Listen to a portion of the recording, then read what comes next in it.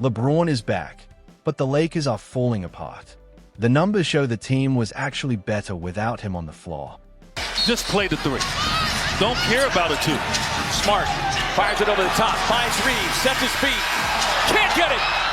That was a great out-of-bounds play, I'll tell you that. Suns win! The Lakers just lost to the Phoenix Suns, even though the Suns were missing Devin Booker, Dillon Brooks, and Cole Anthony. The Lakers also had 12 more free throws, but still couldn't win. Because of the loss, they dropped from the 2nd seed to the 6th seed, and now they are just one loss away from the play-in tournament. To make things wise, the highest-paid player on the team disappeared again in the 4th quarter. Do you think the Lakers should tank the rest of the season to get a better draft pick, or can they still turn things around before the playoffs? Drop your honest opinion in the comment. The Los Angeles Lakers continue to play along this year in one of the most pointless seasons for the most relevant team in the sport. There's no point to this season. There's none. It's a LeBron exit season, and it's one But it's not a LeBron exit season. That's the problem. From the Lakers. The Los Angeles Lakers lost 113-110 to the Phoenix Suns. The Suns were missing Devin Booker, Dillon Brooks, and Cole Anthony, basically playing with backup and bench players. Meanwhile, the Lakers had their full group of expensive veteran stars and still couldn't win. The Lakers shot 16 free throws, while the Suns only shot 3. The game was tied at halftime, yet the Lakers still ended up losing. Honestly, if you tried to design a situation to embarrass a franchise, it would look a lot like this. Losing by 3 points to a short-handed team while getting 13 more free throw attempts isn't just bad luck. It shows this team has deeper problems than just one bad game. It's frustrating as a Lakers fan because I know when it comes to the championship conversation, we're not going to be relevant. We don't have a true chance to contend in the West. See, I guess this is where we don't see eye to eye on the LeBron future. I think it's done in LA after this, right? The numbers make the situation look even worse. The Los Angeles Lakers have lost 5 of their last 7 games. They dropped from the 2nd seed to the 6th seed, and now they are just one loss away from the play-in tournament.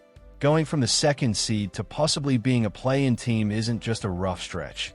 That's a full collapse, and this slide didn't just start yesterday. Many people say it really began when LeBron James returned from injury. Look at the numbers. They don't care about media stories or narratives. They simply show the truth. Earlier in the season, the Lakers were 11-4 without LeBron. During that stretch, Luka Doncic and Austin Reeves were taking turns putting up 40-point games on different nights. The team had energy, confidence, and a clear system. Everyone knew who the main leader was, and the team was built around that. The chemistry looked strong, and the results on the court clearly showed it. That was, priority number 1 for me.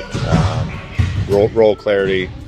I think since we've gotten Bron back, we haven't been as organized offensively.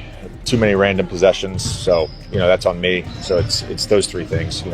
Defensive clarity, role clarity, and offensive organization. Since LeBron James came back, the Los Angeles Lakers have gone 23-16. Yes, that's still a winning record, but the team's direction has clearly gone the wrong way. The Lakers looked strong and confident without him earlier in the season, but since his return, the team has started to struggle and lose momentum. The numbers themselves are simple, and the conclusion they suggest is something many people believe mainstream sports media, especially outlets connected to Clutch Sports Group, would rather not openly talk about. This happened the entire night.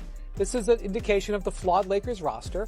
And if you say to me, well then why did they build this team? Well, they built this team because they thought Luka, LeBron, and Austin Reeves would be just so killer on offense that you wouldn't have these situations, and they just ain't. The numbers suggest that LeBron James is not really helping the Los Angeles Lakers right now.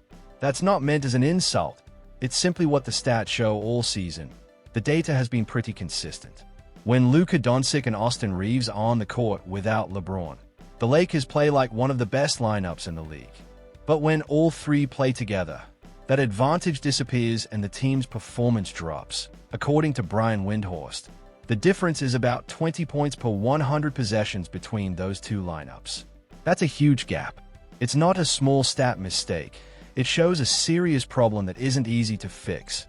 The loss to the Phoenix Suns made this issue even clearer. Late in the close game, Coach J.J. Redick decided to play LeBron at center. That decision says a lot.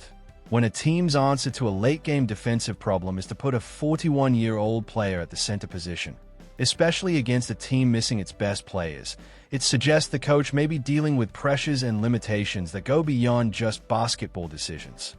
LeBron and I did not talk about the Lakers. Redick cannot coach Coach J.J. Redick may not be able to coach LeBron James the way a coach normally should. Reports say LeBron had a big role in Redick getting the head coaching job. When that kind of relationship exists, it can make honest coaching conversations difficult. In that situation, a coach may feel limited. It becomes hard to tell a star player things like coming off the bench, reducing minutes, or changing lineups, even when the statistics suggest the team might perform better that way. After the loss, LeBron also criticized the Los Angeles Lakers defense. He said that if the team was relying on a 41-year-old to be its best defender, then the team had serious problems. Critics say that comment lacked self-awareness, especially since he only scored 2 points in the fourth quarter during the loss to the Phoenix Suns. Meanwhile, Luka Doncic's body language has caught a lot of attention. He came to Los Angeles hoping to compete for championships, but lately he often looks frustrated on the court. Some observers feel the offense sometimes breaks down because lineups and spacing aren't always optimized for winning. All of this has created a tense atmosphere, where expectations are high but the results and chemistry haven't always matched those goals. Luka Doncic made his mindset very clear earlier. He said he came to win championships, not to babysit anyone. He even said that players who still need development should be playing in the NBA G League. The problem is that after making those comments publicly, he still had to come back and play in the same situation because nothing actually changed. When everyone can see the problems but nobody fixes them, the environment can quickly become toxic. Now let's talk about DeAndre Ayton, because his performance also raised serious questions. Against the Phoenix Suns, the team that drafted him first overall, he played 11 minutes and finished with 0 points and just 1 rebound. For a player with a big contract, that kind of performance is very concerning.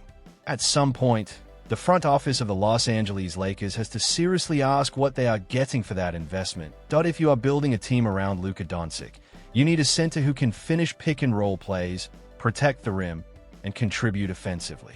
So far, Ayton hasn't consistently provided those things. His game against the Suns just added more evidence to a problem that has been building for a while. There are also concerns on the perimeter. Grayson Allen and Colin Gillespie struggled as well. They looked like players trying to prove themselves, but their shooting hasn't shown that they can reliably perform under playoff pressure. The bench depth problems for the Los Angeles Lakers were hidden earlier in the season because Luka Doncic and Austin Reeves were carrying so much of the offense. When they were scoring big numbers, the roster weaknesses didn't stand out as much, but now that the losses are adding up and games are getting tighter, those roster flaws are becoming impossible to ignore. Austin Reeves' situation is also worth discussing. A few months ago, people were talking about giving him a max contract extension because of how well he was playing next to Luka before the injury. The two of them were even trading 40-point games, and the team was winning. At that time, Reeves looked like he was earning every dollar of a max deal. Now the conversation has changed. Instead of talking about a max contract, people are questioning whether he deserves one at all. Some analysts noticed that this shift in discussion started appearing in media circles connected to Rich Paul and Clutch Sports Group. Around the same time, Reeves' name began coming up in trade ideas related to the LeBron James situation. For example, Rich Paul mentioned on his podcast that the Lakers could consider trading Reeves for Jaren Jackson Jr. Some people saw that not just as a basketball suggestion, but as a signal that Reeves' spot on the roster might be negotiable depending on bigger team decisions that on the court. Reeves has also been trying to regain his rhythm. Since returning from injury, he has scored over 20 points only twice, which raises real questions about his timing and form as he works his way back. But context matters. The numbers alone don't tell the full story. You have to look at what's happening around them to understand the real situation. If you enjoyed this breakdown, hit the like button and subscribe right now so you don't miss the next one.